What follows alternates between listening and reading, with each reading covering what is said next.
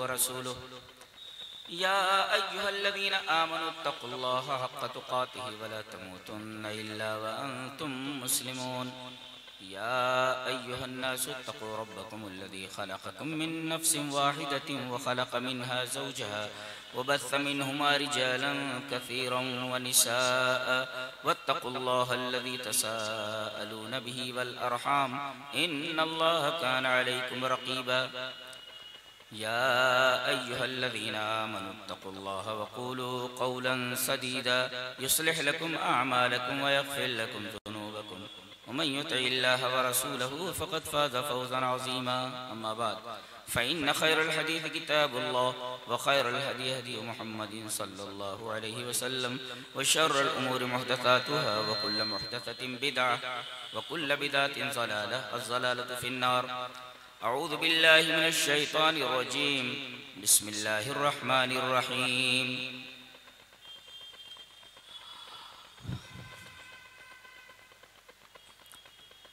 रब्बना इन्नना आमन्ना वत्तबअना रसूल आमन्ना बिमा अंज़लत वत्तबअना रसूल फक्तुबना मअश शाहिदीन। हज़रात उलमाए किराम, मोहतरम बुजुर्गों, नौजवान भाइयों, प्यारे बच्चों, पर्दानशीन माँ और बहन, मौजू है इत्तिबाए रसूल।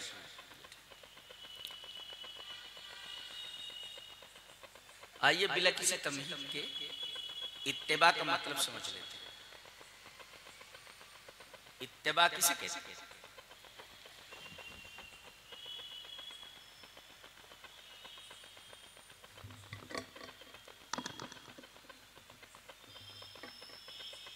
गिर जाएगी।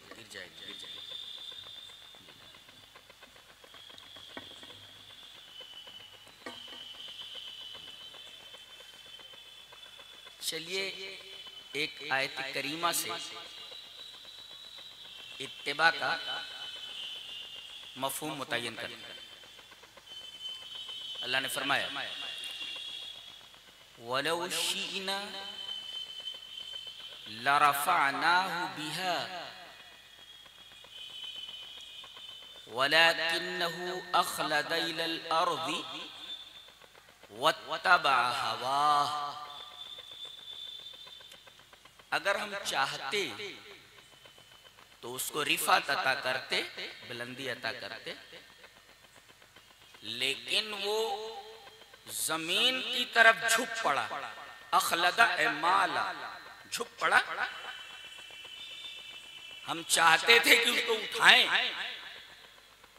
लेकिन वो खुद झुक पड़ा पस्ती की तरफ। एक तरफ है आसमान, तरफ है जमीन, एक तरफ है रफा और एक तरफ है इखलाल, मैल इलल अर्ज़। अगर हम उसको चाहते तो बुलंदी अता करते, लेकिन वो तो झुक पड़ा जमीन की तरफ। हम तो उसे आसमान की तरफ ले जाना चाह रहे थे, लेकिन वो तो जमीन की तरफ झुक पड़ा। नतीजा क्या हुआ? वत्तबा हवाह, और वो अपनी ख्वाहिशात के पीछे चल पड़ा। इत्तिबा का मफ़हूम मुतय्यन हुआ कि एक है मुत्तबे जो पीछे चलता है, और एक है मुत्तबा जिसके पीछे चला जाए। तो यहां ख्वाहिश मुत्तबा है, मतबू है। क्या मतलब? पीछे चल पड़ा अपनी ख्वाहिशात के। मतलब ये कि उसका दिल जो कुछ कहता है बस वो वही करता है, उसकी ख्वाहिश जो कहती है बस वही करता है। इसका मतलब ये हुआ कि इत्तिबा के अंदर ये चीज दाखिल है कि मुत्तबा, मतबू जो कहे उसे चुपचाप मान लो। इसका नाम इत्तिबा है। जैसे यहाँ है, दिल जो कह रहा है वो चुपचाप मान ले रहा है। उसकी ख्वाहिश जो मुत्तबा है, ये मुत्तबे चुपचाप उसकी हर बात मान ले रहा है। ख्वाहिश कहती है इधर जाओ, इधर चला जाता है। ख्वाहिश कहती है इधर चला जाए, इधर चला जाता है। ख्वाहिश कहती है उधर चला जा, उधर चला जाता है। यानी ख्वाहिश को इसने मतबू बना रखा है, वो जो कहती है ये वही करता है। तो मुत्तबे का मतलब भी मालूम हो गया, मुत्तबा का भी मतलब मालूम हो गया, और इत्तिबा का मफहूम बिल्कुल वाज़ेह हो गया कि मतबू जो कहे ताबे को वही करना चाहिए।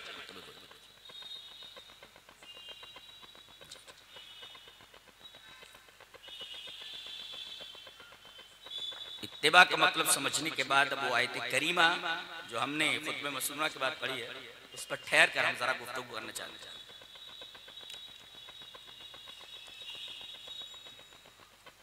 रब्बना आमन्ना बिमा अंज़लता वत्तबाना रसूल फक्तुबना मा शाहिदीन। ये जानते हैं किसकी दुआ है? ये दुआ हवारियीन की दुआ है। हजरत ईसा अलैहिस्सलाम के हवारी मुफस्सिरीन ने लिखा है कि खुल्लस जो थे, अस्फिया जो थे, खालिस जो हवारी थे हजरत ईसा अलैहिस्सलाम के, वो कुल वही 12 बच्चे थे। 12 इतना आशा ऐसा बताते हैं कि 12 बच्चे थे। मना करो इसको। तो ये दुआ है किनकी? अस्फियाए हवारियीन, हजरत ईसा अलैहिस्सलाम के वफादार और उनके खास हवारियों की दुआ है, और बड़ी अजीब दुआ है। आज पहले हम इस आयत करीमा का तज्जिया करना चाहते हैं।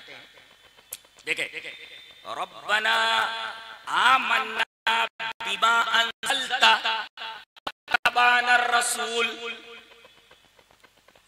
अभी रब्बना को छोड़ देते, आमन्ना बिमा अंज़लता, ऐ हमारे रब तूने जो नाजिल किया, क्या? इंजील, ये किताब। वत्तबाना रसूल, और हमने रसूल की इत्तिबा की। मन हुआ रसूल? ईसा। तो बिमा अंज़लता और अर रसूल ईसा, गोया एक तरफ किताब है और एक तरफ रसूल है। तकदीम किताब है और ताखीर रसूल। अब देखें, पहले किताब का जिक्र किया गया और बाद में रसूल का। और ये किताब है और एक तरफ रसूल है। इतना काफी नहीं है कि आप खाली किताब पर ईमान लाएं, इसलिए कि किताब पर ईमान लाना ये दावा है और हर दावे की एक दलील चाहिए। हमने कहा आमन्ना बिमा अंज़लता, हम इंजील पर ईमान लाए जो ईसा पर उतरा है, दलील चाहिए। तो कहा वत्तबाना रसूल, हमने ईसा की इत्तिबा की। गोया किताब में और रसूल में इस तरीके का लुज़ूम है कि एक किताब है और एक किताब का शारे है, एक मतन है, उसकी शारे। तो समझ में है? बिमा अंज़लता से मुराद इंजील और अर रसूल से मुराद ईसा। तो किताब पर ईमान लाना काफी नहीं हुआ, ये दावा है कि हम अंज़लता पर ईमान लाए, इंजील पर, यह काफी नहीं है, ये दावा है। दलील चाहिए और दलील है इत्तिबाए रसूल। गोया अगर कोई आदमी सिर्फ किताब पर ईमान लाता है और रसूल की इत्तिबा नहीं करता, दावा बिला दलील है। नहीं तो काफी होता आमन्ना बिमा अंज़लता वत्तबाना रसूल कहने की जरूरत ही नहीं थी। और इसी तरह यूं भी कह सकते हैं कि बिमा अंज़लता ये मुक्तज़ी है और वत्तबाना रसूल इत्तिबाए रसूल उसका मुक्तज़ा है, और हर मुक्तज़ी के लिए मुक्तज़ा होना जरूरी है। दोनों एक दूसरे के लिए लाजिम और मलजूम की हैसियत रखते हैं। गोया कि एक किताब है और एक रसूल है। किताब को अगर रसूल से जुदा कर दिया जाए तो किताब उस कश्ती की तरह है जिसका कोई मल्लाह ना हो।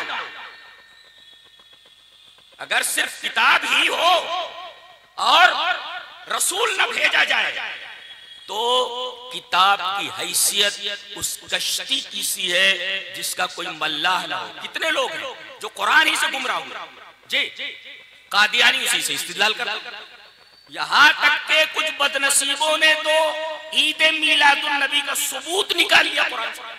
लीजिए जनाब, तो हम क्या कहेंगे कि ये जो तुमने इस्तिदलाल किया क्यों गलत है? इसलिए कि तुम सिर्फ किताब को देख रहे हो, तुम रसूल को नहीं देख रहे हो।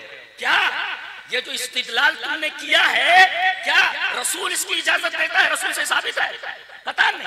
तो गोया कि इत्तिबाए रसूल उसकी इस गलत हरकत की जड़ काट दी, ये जरूरी है।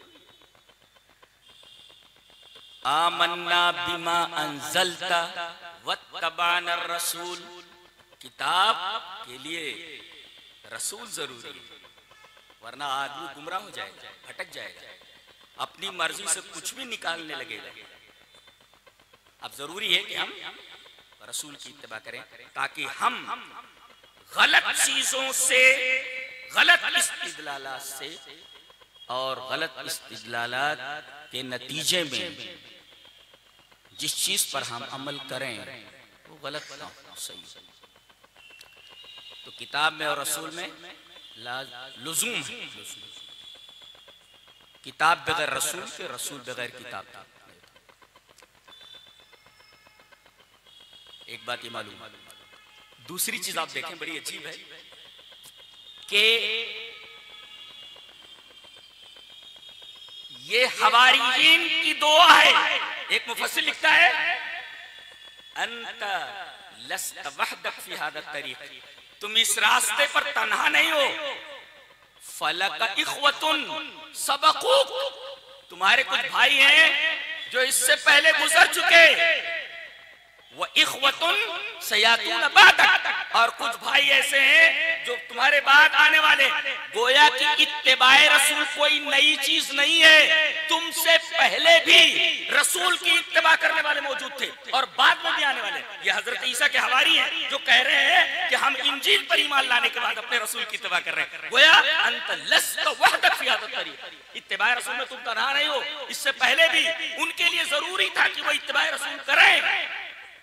जैसे रोजा रखने में तुम तन्हा नहीं, हज करने में तुम तन्हा नहीं, इससे पहले लोग रोजा रख चुके हैं। या अय्युहल्लज़ीना आमनू कुतिबा अलैकुमुस्सियाम कमा कुतिबा अलल्लज़ीना मिन क़ब्लिकुम। तो जैसे इन तमाम आमाल में तुम तन्हा नहीं हो, बल्कि इससे पहले भी लोग गुजर चुके हैं जिन्होंने ये अमल किया है। ऐसे ही इत्तिबाए रसूल में तुम तन्हा नहीं हो, बल्कि इससे पहले भी तमाम अंबिया के लिए जरूरी था कि वो अपनी बात लोगों के सामने पेश करें, उनकी बात को भी तस्लीम किया जाए किताब के साथ। कितना प्यारा तफसीर है नहीं, अंत लस्त वहदक फी हादा तरीक़ फलक इख्वतुन सबक़ूक, इत्तिबा करने वाले तुमसे पहले भी गुजरे हैं और तुम्हारे बाद भी आने वाले।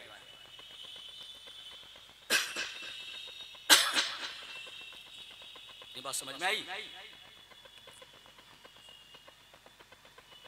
उसके बाद आप देखें कि पहले ईमान का तस्करा किया गया। आप देखो, आमन्ना बिमा अंज़लता, हम ईमान लाए। उसके बाद इत्तिबा का जिक्र है।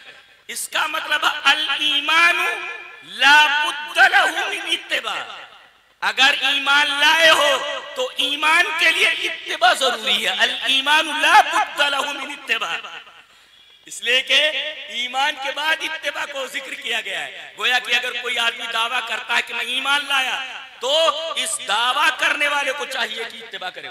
अल ईमानु ला बुद्द लहु मिन इत्तिबा, रब्बना आमन्ना बिमा अंज़लता वत्तबाना रसूल।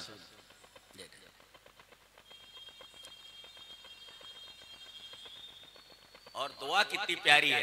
मुफस्सिर लिखता है कि यहाँ पर हरफे निदा को हस्फ कर दिया गया। हुज़िफ़ा मिन्हु याउन निदाई, निदा याए निदा को यहाँ पर हस्फ कर दिया गया। क्यों?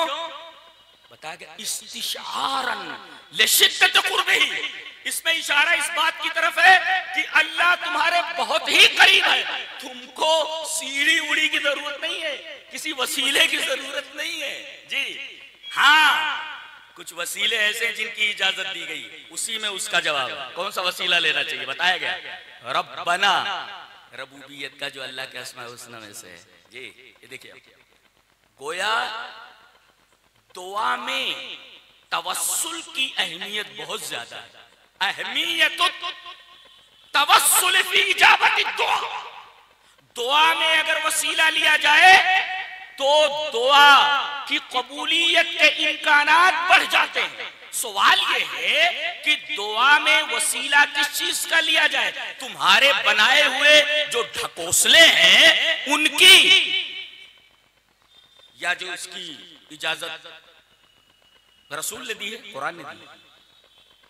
देखो, पहले तो ये बोल रहा है कि या रब्बना नहीं कहा, हुज़िफ़ा मिन्हु या निदाई, निदा की या को हस्फ कर दिया गया है, रब्बना कहा गया, या को हस्फ कर दिया गया। इसका मतलब यह हुआ कि या से पुकारा जाता है, कोई दूर हो जो आवाज को सुन ना रहा, या को हस्फ कर दिया गया।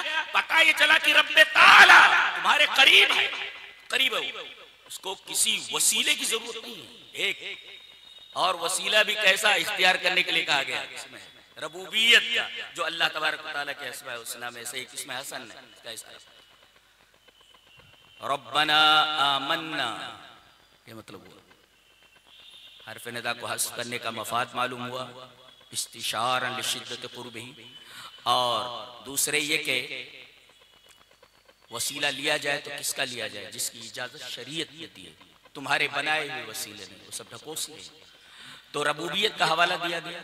और तमाम अंबिया किराम ने जब भी दुआ मांगी है, आप देखेंगे कि पूरे कुरान हकीम में तमाम अंबिया किराम की जो दुआ मज़कूर है उसमें इसी सिफत को हाईलाइट किया गया है। रब्बी इन्नी मस्सनी अज़्ज़ुर रब्बना ला तुज़िग़ क़ुलूबना बअद इज़ हदैतना, इसी हवाला दिया गया। और कहीं भी रब्बना के साथ यह नहीं लाया गया शुरू में। तो रब्बना आमन्ना बिमा अंज़लता वत्तबअना रसूल, दोनों में ताल्लुक भी मालूम हुआ कि ईमान में और इत्तिबाए रसूल में तलाजुम है, एक को छोड़ करके एक को नहीं लिया जा सकता, ये जरूरी है। और एक बात ये मालूम हुई कि ये बात कोई नई बात नहीं है कि आप ही को हुक्म दिया गया कि आप रसूल की इत्तिबा करें किताब पर ईमान लाने के बाद, आपसे पहले भी गुजर चुके हैं। लिहाजा कोई कहे कि मैं कुरान पर ईमान लाता हूं तो वो ये माने कि मुझे रसूल की इत्तिबा करनी है, और ये तो अक्लन साबित है। कोई कहे कि हम रसूल की इत्तिबा क्यों करें, हमारे पास किताब है, जवाब उसका ये है कि अल कुरान यअमुरु बिमा लम युफस्सिल कैफियत अदाई, कुरान हकीम बहुत सारी ऐसी बातों का हमें हुक्म देता है जिसकी अदायगी की कैफियत हमें मालूम नहीं। कहता है रोजा रखो, कैसे रखो, कैफियत अदा मालूम नहीं। हज करो, कैसे करो, कुरान कहता हज करो, उम्रा करो, कैसे, कैफियत अदा मालूम नहीं है। ज़कात दो, कैसे, कैफियत अदा मालूम नहीं। तो अक्ल भी ये कहती है कि किताब के साथ रसूल की इत्तिबा जरूरी है, इसलिए कि कोई बात इजमाली तौर पर कह दी गई, तफसील मालूम नहीं, कैफियत मालूम नहीं, तो हम उस इबादत को किस तरह करें, कैसे करें, करो, कैसे करो, तो करो यह है किताब, और कैसे करो यह है रसूल। और अगर आप कर रहे हैं तो आप इत्तिबा रसूल कर रहे हैं, ये बताओ।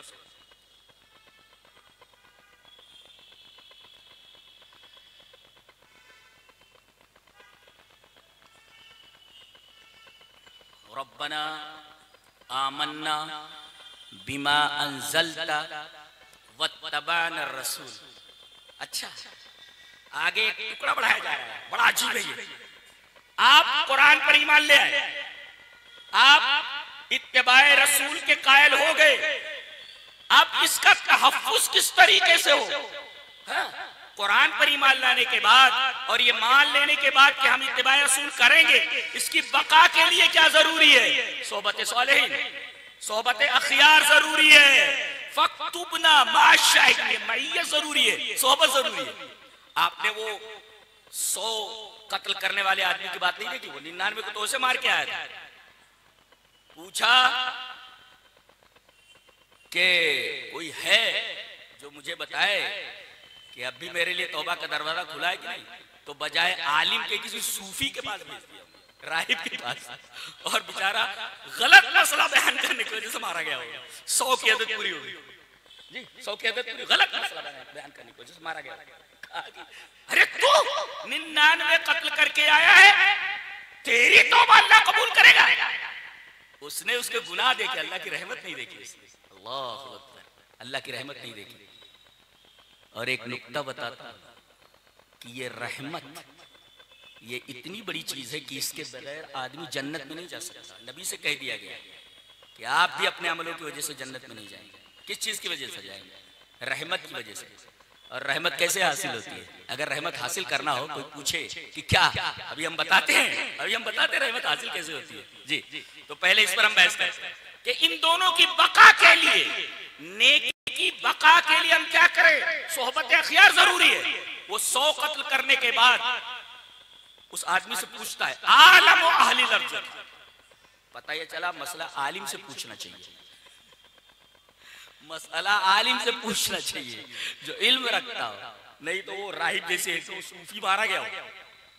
आलम व अहलिल अर्ज़ ने कहा कि इन तलिक इला अर्ज़ कज़ा बता, फला गांव में चला जा, फला जगह पर चला जा, इसलिए कि जहां तू रह रहा है इन्हा कौम सुई, ये बुरे लोग हैं, यहाँ बुरे लोगों की सोहबत में मत रहे।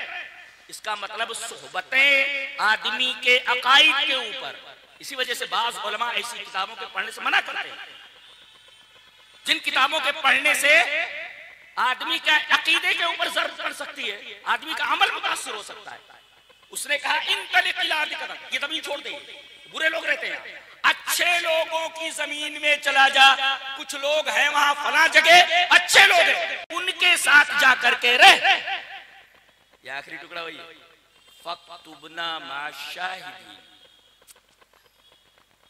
ये भी अजीब बात है कि लिख दे तू हमको शाहिदीन के साथ, शाहिदीन के साथ। ये कौन शाहिदीन? शाहिदीन ऐ नबी, इसलिए कि हर नबी अपनी उम्मत के लिए गवाही देगा कि मैंने ए अल्लाह इन तक तेरी बात पहुंचा दी। तो ये अन्नबीयीन है, और अन्नबीयीन के साथ साथ ये उम्मत मोहम्मदिया भी दाखिल है। इब्न अब्बास की एक रिवायत है जो इस्नाद जय्यद के साथ है, वो कहते हैं कि यहाँ अश-शाहिदीन से मुराद उम्मत मोहम्मद है सल्लल्लाहु अलैहि वसल्लम जी, इसलिए कि वो गवाही देगी तमाम उम्मत के ताल्लुक से कि इनकी तरफ जो अंबिया भेजे गए, तमाम अंबिया ने रिसालत को, अल्लाह के पैगामात को अपनी कौम तक पहुंचा दिया। वो सवाल करेंगे तुम तो हाजिर नहीं थे, तुम तो हाजिर नहीं थे, कैसे कह सकते हो? इसलिए कि गवाही देने के लिए आई विटनेस होना जरूरी है। तुमने देखा है वो कुव्वा तुम्हारी आंखों के सामने था? नहीं था, तो तुम कैसे गवाही दे सकते हो? गवाही के लिए जरूरी है कि आपने देखा हो, मुशाहिदा किया हो। तो आप मुशाहिद कैसे हुए? आपने तो देखा नहीं। बताया गया कि हमारे नबी ने ये बताया है, जनाब मोहम्मद रसूलुल्लाह सल्लल्लाहु अलैहि वसल्लम, कि हमारे जितने भाई गुजरे हैं अंबिया, तमाम ने अपनी उम्मत के पास बिला कमोकास अल्लाह के पैगाम को पहुंचा दिया है। इसका मतलब अल्लाह के रसूल सल्लल्लाहु अलैहि वसल्लम की बात खाली बात नहीं है, मकाम शहूद है। गोया कि आदमी अपनी आंखों से उस बात को देख रहा है। यह है मर्तबा रसूलुल्लाह सल्लल्लाहु अलैहि वसल्लम की इत्तिबा का और आपके कौल का। आदमी ये ना समझे किसी हवाई बात है, मकाम शहूद है, आपने देखा नहीं, रसूल कह दे कि ये चीज है तो वो गोया कि आई विटनेस के मंजिले में, शहूद के मंजिले में। ये मकाम होता है रसूल की बात का और रसूल की इत्तिबा का। तो फक्तुबना मा शाहिदीन, हमें लिख दे तू शाहिदीन के साथ कि हम नेक लोगों की सहबतें हमें मैसर आए, हम उनके साथ जिंदगी गुजारे ताकि हमारा अकीदा और हमारा अमल सालेह रहे। बुरे लोगों के दरमियान रह करके हमारा अकीदा और अमल खराब ना। सोहबतें असर डालती है। वो सादी रहमतुल्लाह की एक किताब पढ़ाई जाती है गुलिस्तान, उसमें एक वाक़या लिखा हुआ है। सादी लिखते हैं, गिले खुशबुए दर हम्माम रोजे रसीद अज दस्ते महबूबे बदस्तम बदू गुफ्तम की मुश्की याबीरी की अज़बुए दिलावे वे तो मस्तम वो गुफ्ता मन गिले नाचीज बूदम वो लेकिन मुद्दते बाकुल नशस्तम जमाले हम नशी दरमन असर कर वगरना मनहुमा खाकम की हस्तम। सादी कहते हैं कि मैं एक दोस्त के पास गया, मुझे नहाने की जरूरत थी। पहले ये साबुन आबुन तो दे रही आजकल के हैं। उसने एक खुशबूदार मिट्टी दी जिसमें खुशबू आ रही। कहने लगे कि वो खुशबूदार मिट्टी जब मैंने लगा करके गुस्ल किया तो मिट्टी से खुशबू आ रही थी।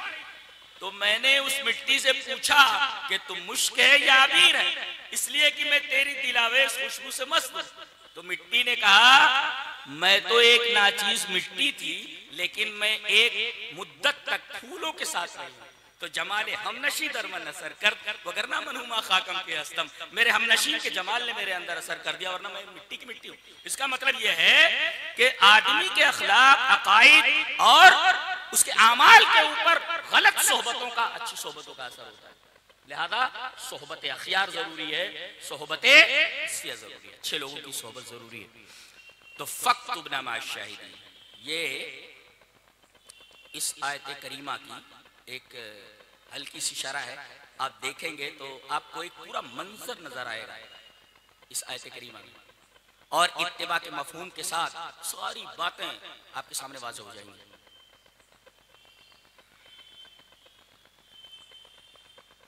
इत्तिबा के मुकाबिल में जानते हैं हमेशा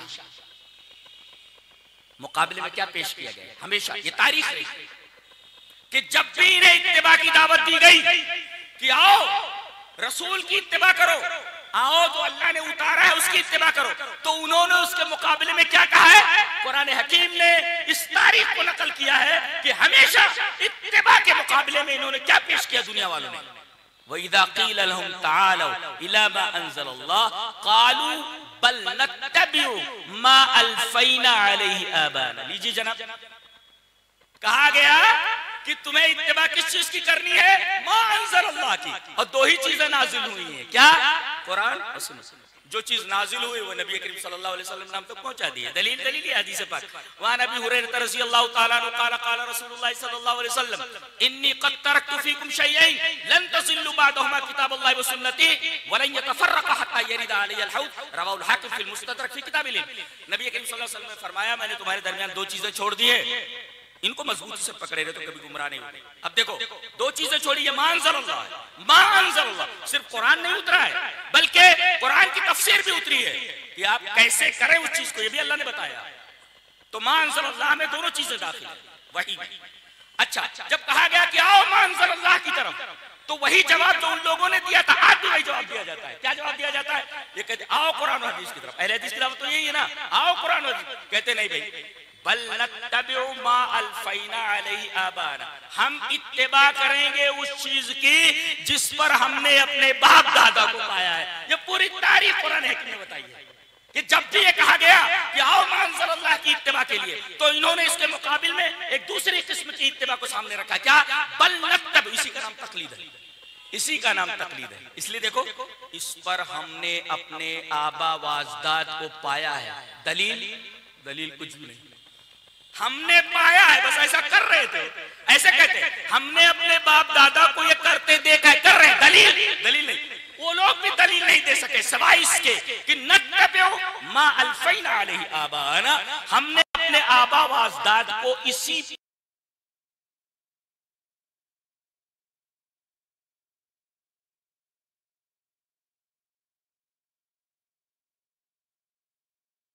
मौजूद है, न दलील नकली मौजूद है, न दलील असरी। गलत चीज के ऊपर भी कोई दलील होती है। वो तो अर्ज़े खबीसा पे उगा हुआ एक दरख्त होता है, झटके से उखाड़ लिया जाए। तुस्सत मिन फौकिल अर्ज़ मा लहा मिन करार, इसका हाल वही है। शिर्क के दलाइल और बिदात के दलाइल का ये हाल है, उसे दलील कहा ही नहीं जा सकता।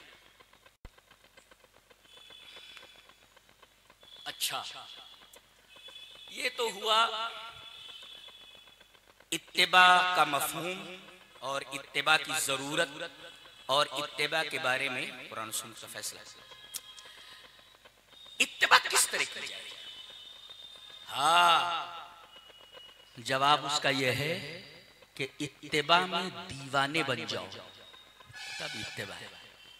इत्तिबा में इतना आगे बढ़ जाओ कि लोग तुमको कहें अरे ये तो इत्तिबा के मामले में दीवाना हो।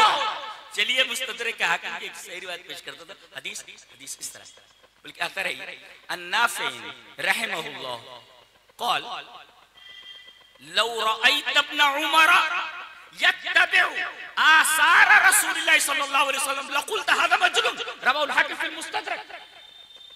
इमाम हाकिम मुस्तदरक में लाए हैं। हजरत नाफे कहते हैं अपने उस्ताद मशहूर सहाबी हजरत अब्दुल्लाह इब्न उमर के बारे में, मुत्तबे रसूल, इनके साथ मुत्तबे रसूल ही लगता है क्या?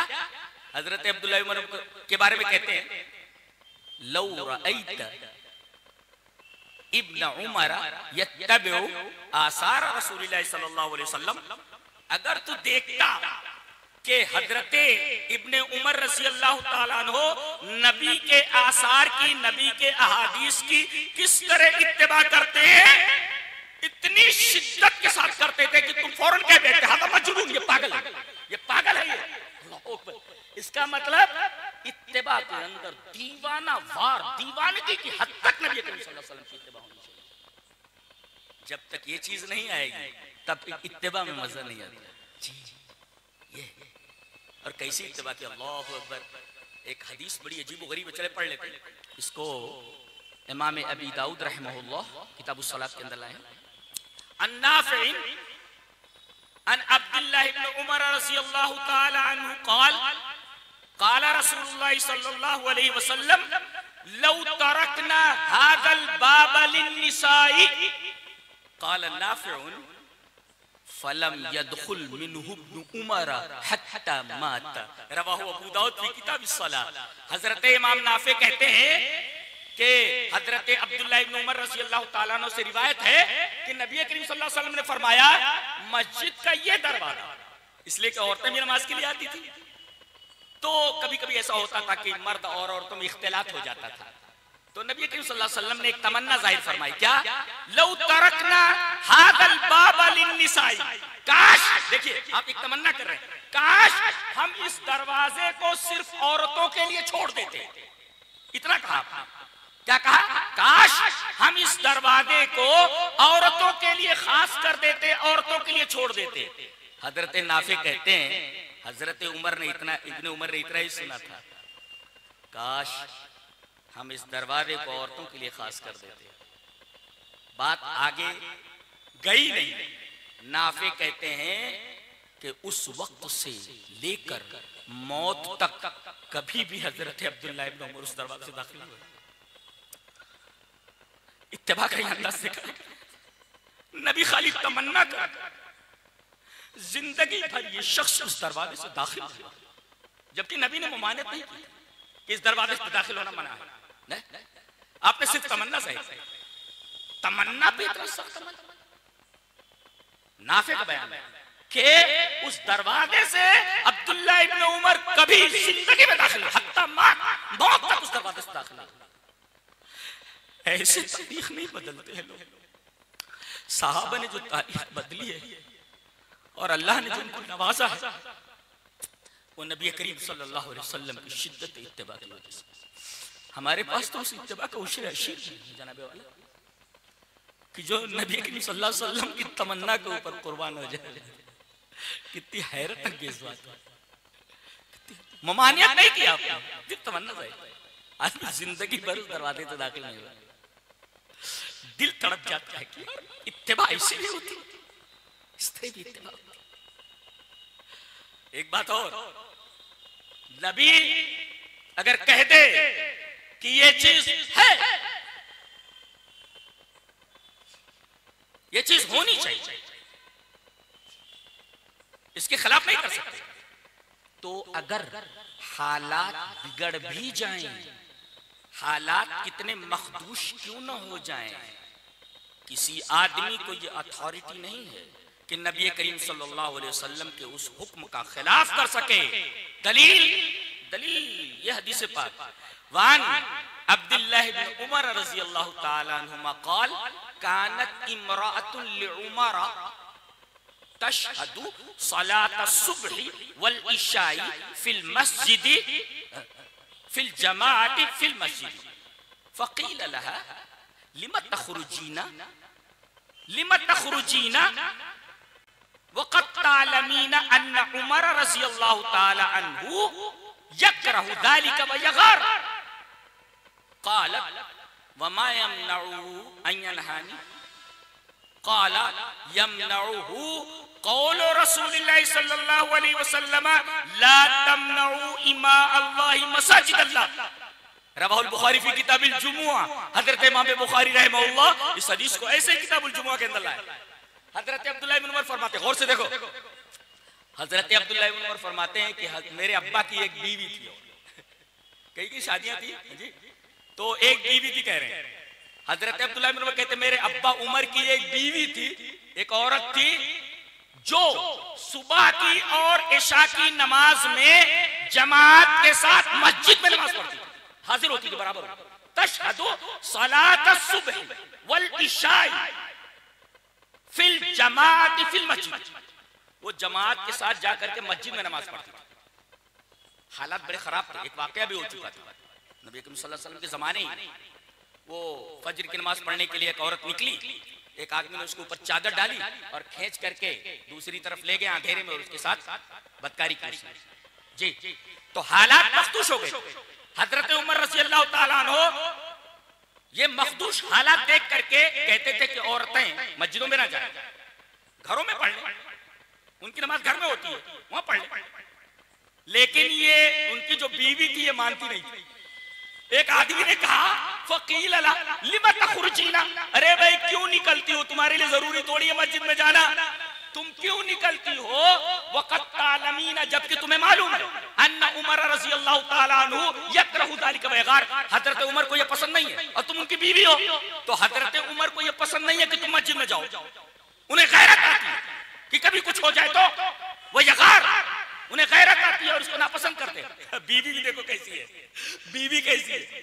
हजरत उमर को नापसंद है, मखदूश हालात है यार, बीवी को नहीं जाना चाहिए मस्जिद में, ऐसा उनकी नमाज घर में हो जाती है। अब किसी ने कहा जब तुम्हारे शौहर को ये चीज नापसंद है तो ऐसा क्यों करती हो, उन्हें गैरत आती है कहीं कुछ हो हवा जाए। जानती है क्या बोलिए, कहती है वमा यमनउ अन यनहानी, कौन सी चीज उन्हें रोक रही है मुझे मना करने से। वो बोले ना मना करे मुझे और कहे कि ये नहीं करना है, नहीं जाना है, ऐसा करे। मा यमनउ अन यनहानी, कौन सी चीज मना कर रही है उनको कि मुझे रोके। तो कहते जानते हो नापसंद करने के बावजूद भी एक चीज उनको रोक रही है, तुमसे कह नहीं पा रहे, मना नहीं कर पा रहे। क्या? रसूलुल्लाह सल्लल्लाहु अलैहि वसल्लम की हदीस है, यमनउहु कौलु रसूलिल्लाह सल्लल्लाहु अलैहि वसल्लम ला तमनउ इमा अल्लाह मसाजिद अल्लाह, अल्लाह की लौंडियों को अल्लाह की मस्जिदों से न रोको। नबी का ये हुक्म है, न रोको। ये ना रोकने का जो कौल है, जो हदीस है, इसी वजह से हजरत उमर गैरत के बावजूद और नापसंदीदगी के बावजूद अपनी बीवी से कह नहीं पा रहे मत जाओ, मत जाओ। ये नबी ही कह सकता है जी, मत जाओ, ये नबी ही कह सकता है। और नबी ने जब इजाजत दे दी तो उस इजाजत को कोई ममनू चीज में नहीं बदल सकता। कायदा है ये, नबी ने जो कह दिया वो पत्थर की लकीर है। हालात कैसे भी खराब हो, क्या हो जाए, तो भी आप इत्तिबा रसूल के खिलाफ नहीं कर सकते, नबी करीम सल्लल्लाहु अलैहि वसल्लम की हदीस के खिलाफ नहीं कर सकते। और एक बात और, कोई फेल किसी सबब के तहत, किसी सबब से कोई अमल हो रहा है, भाई इस वजह से हम ये कर रहे हैं, तो सबब जब खत्म हो जाए तो वो चीज खत्म हो जानी चाहिए ना। सबब ना रहे तो मुसब्बब भी नहीं रहता है, तो कायदा है। लेकिन शरीयत में ऐसा नहीं चलता कि सबब ना रहे तो मुसब्बब भी ना रहे। दलील दलील यह हदीस पाक वारबी हंज़लत रज़ी अल्लाह ताला अन्हु क़ाल सअलतु इब्न उमर अनिस सलाति फी सफर फ़क़ाल अस्सलातु फी सफरी रकअतान फ़क़ाल इन्ना आमिनूना वला नखाफु अहदन क़ाल सुन्नतुन नबी सल्लल्लाहु अलैहि वसल्लम रवाहु अहमद फी मुस्नद। हजरत इमाम अहमद बिन हंबल रहमहुल्लाह इस हदीस को ऐसे मुस्नद अहमद के अंदर लाए। जरा गौर से देखा हदीस देखें कितनी अजीब है। अबू हंज़ला कहते हैं कि मैंने हजरत अब्दुल्लाह इब्न उमर से पूछा कि सफर में नमाज कितनी रकात, सफर में हम कितनी नमाज पढ़ें। कहा कि अस्सलातु फी सफरी रकातान, सफर में 2 रकात नमाज, 4 वाली 2 हो जाती है, 3 वाली 1.5 नहीं पढ़ सकते, 4 वाली 2 हो जाती है, बराबर है, और 2 वाली 1 नहीं पढ़ सकते। तो सफर में नमाज 2 रकात। अब देखो ये हदीस आ गई। अब उसके बाद ये एक कयास पेश कर रहे हैं, क्या फ़क़ाल इन्ना आमिनून, हमें अमन है, कोई खौफ वोफ तो है नहीं, वला नखाफु अहदन, हमें किसी का डर नहीं है, हालात अच्छे हैं, चारों तरफ अमन व अमान है और हम किसी से डर भी नहीं रहे, तो फिर सबब नहीं है ना। कभी खौफ रहता था, अमन नहीं रहता था, और इसी तरीके से कोई तकलीफ रहती थी, हम डरते थे किसी से कि भाई सजदे में गए कोई सर न उतार दे। तो अब तो हमें किसी से डर नहीं लगता, अल्लाह ने गलबा दिया इस्लाम को, हम डरते नहीं किसी से, और चारों तरफ अमन है। इन्ना आमिनून वला नखाफु, उन्होंने पेश किया कि हम अमन व अमान में है और हम किसी से नहीं डरते। तो अब नमाज को कसर करने की क्या, 4 को 4 ही पढ़ लो, 2 रकात क्यों पढ़े हम, इसलिए कि तो अब है नहीं। इतना जवाब दिया उन्होंने, क्या सुन्नत नबी सल्लल्लाहु अलैहि वसल्लम, बस ये जवाब होना चाहिए। नकील नकाल डायरेक्ट कह दिया कि जो तुम कह रहे हो कि सबब मौजूद नहीं है, सबब वबब की कोई जरूरत नहीं है, बस चूंकि नबी करीम सल्लल्लाहु अलैहि वसल्लम ने ये अमल किया है कि सफर में 4 रकात वाली नमाज को 2 रकात पढ़ा है, तो सुन्नतुन नबी सल्लल्लाहु, देखे सबब मौजूद ना होने के बावजूद भी सुन्नत नहीं चल सकती। कोई ये नहीं कह सकता सबब मौजूद नहीं तो मुसब्बब मौजूद नहीं होना चाहिए। जी अल्लाहु अकबर, ये है इत्तिबा का मकाम, इसको इत्तिबा कहते हैं। और एक बात और, अगर वो किसी को देख लेते कि खिलाफ सुन्नत अमल कर रहा है, तो बात सहाबा तो बुरा भला कहने से भी बाज नहीं आते, डांट देते थे, कितना भी बड़ा आदमी। चलिए वो हदीस देख लेते। हदीस इस तरह, वान काब इब्न उजरत क़ाल दखल अल मस्जिद व अब्दुर्रहमान इब्न उम्मिल हकम यख्तुबु क़ाइदन फ़क़ाल उन्ज़ुरू इला हाज़ल ख़बीस यख्तुबु क़ाइदन वक़ाल अल्लाहु तआला वइज़ा रअऊ तिजारतन औ लहवन इंफ़ज़्ज़ू इलैहा व तरकूका क़ाइमा, रवाहु मुस्लिम फी किताबिल जुमुआ। हज़रत इमाम मुस्लिम रहमहुल्लाह इस हदीस को ऐसे किताबुल जुमुआ के अंदर लाए हैं। रावी हज़रत काब इब्न उजरा है। हज़रत काब फरमाते हैं कि मैं मस्जिद में दाखिल हुआ। ये कौन सी मस्जिद है? मस्जिद कूफा है। दखल मस्जिद है, मस्जिद कूफा, कूफा की मस्जिद में दाखिल हुए, देखा कि अब्दुर्रहमान इब्ने उम्मे हकम ये बैठ कर खुतबा दे रहा है, जुमा का खुतबा बैठ कर दे रहा है। ये कौन है? ये हजरत मुआविया रज़ी अल्लाह ताला अन्हु के इब्ने उख्त भांजे हैं। ये कौन? ये जिनके बारे में बात कही जा रही है, वो खुतबा बैठ कर दे रहे हैं। हजरत मुआविया के भांजे, इब्ने उख्त है उनके भांजे, वो बैठ कर खुतबा दे रहे जुमा। सहाबी कहता है उन्ज़ुरू इला हाज़ल ख़बीस, कोई हाकिम को ऐसा बोल सकता है क्या? अल्लाह अकबर। लेकिन जिनके दिलों में सुन्नत की मोहब्बत हो, सुन्नत का जज्बा हो, वो अगर नबी की सुन्नत के खिलाफ करते हुए देखेंगे तो जज्बा तो जरूर अंगड़ाइयां लेता है, तनकीद तो जरूर करेगा वो।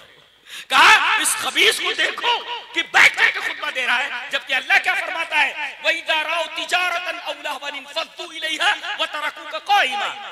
अल्लाह ने फरमाया कि जब ये तिजारत की चीज कोई देखते या कोई लहोलहीब देखते तो आपको झटक कर एक तरफ कर देते, जबकि आप उस वक्त खड़े होकर खुतबा दे रहे थे। देखो कायमन से इस्तिदलाल किया, कि नबी का तरीका ये था, नबी की सुन्नत ये थी कि जुमा का खुतबा मिंबर पर आप खड़े होकर देते थे, और ये उसको उल्टा कर रहा है, बैठ कर खुतबा दे रहा है। तो उसे क्या कहा, उन्जुरू इला हाज़ल खबीस, इस खबीस को देखो। अल्लाह, कितना बड़ा नक़्द है। एक हाकिम के सामने इस तरीके की बात कहना बहुत बड़ी जुरात मांगता है, बहुत बड़ी जुरात मांगता है, ऐसे नहीं हो जाता। ये सहाबा थे, इसलिए कि उन्हें सुन्नत से मोहब्बत थी, सुन्नत से प्यार था, लिहाजा वो बर्दाश्त नहीं करते थे अगर कोई चीज खिलाफ सुन्नत देखते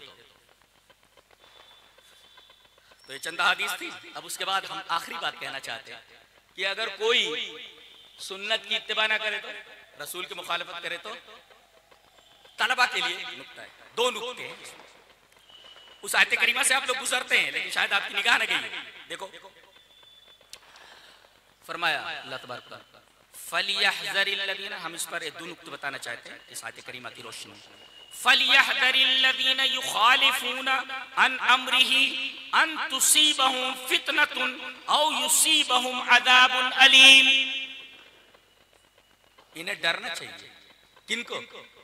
जो रसूल की सुन्नत की मुखालफत करते हैं, रसूल की सुन्नत की मुखालफत, रसूल के अहकाम की मुखालफत करते हैं। क्या करना चाहिए उन्हें? डरना चाहिए। नुक्ता यह है कि डरने के लिए लफ्ज आता है खाफा या खाफा, डरना, लेकिन यहाँ हजारा या हज़र, लिमादा, क्यों क्यों खाफा या खाफ आना चाहिए। तर्जुमा हम क्या करते हैं, उन्हें डरना चाहिए, तो यहाँ फलियखफ कहना चाहिए था, उन्हें डरना चाहिए जो लोग ऐसा करते हैं। क्यों यहाँ पर हज़रा या हज़र लाएगा? ये कुरान हकीम की बलागत बड़ी अजीब गरीब किताब है, कायनात में ऐसी अजीब गरीब किताब मौजूद नहीं। खौफ में और हज़र में फर्क जी। खौफ में मखूफ सामने मौजूद हो या मौजूद ना,